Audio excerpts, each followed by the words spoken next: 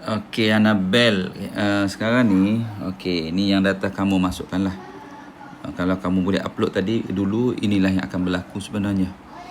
Okey, so kalau dekat executive report ni sebenarnya kamu tunggu dalam 15 saat macam tu, dia akan loading semua ni.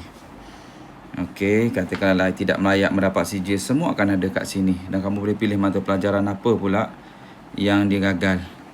Okey, kalau macam ni sekarang ni kamu 7.21. Prestasi daerah ni maksudnya prestasi sekolah kamu lah.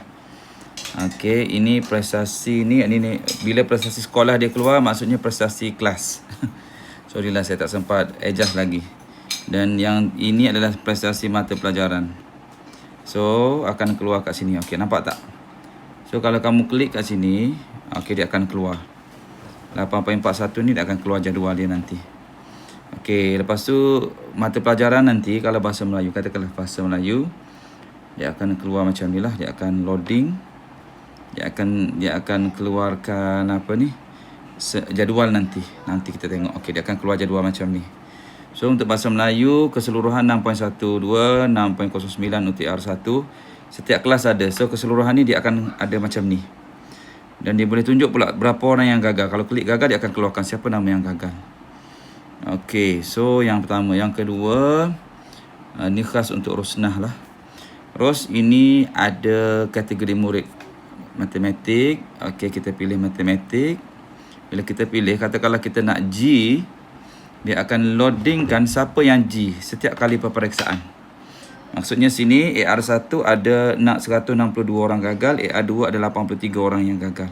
So baguslah Ros, ini benda yang baguslah. Lepas tu yang ini adalah murid-murid yang meningkat. Okey.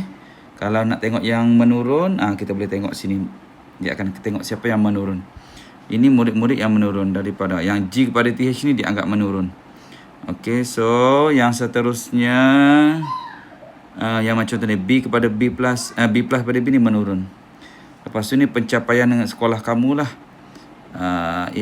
Sekarang ni kita dah masuk AR1 kan. AR1 pertengahan tahun, dia akan keluar nanti siapa ranking tertinggi. Muhammad Nazrizan. Okey.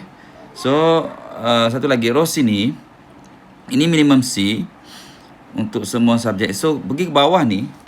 Okey, pilih macam mata pelajaran matematik. Pilih semualah kan. So nanti hari tu saya bagi markah dengan kamu antara 40 hingga 49 kan. Katakanlah kamu nak target juga untuk 40 hingga 49 untuk matematik ni, tekan TOV, nanti dia akan keluar senarai nama dia ni, AR1.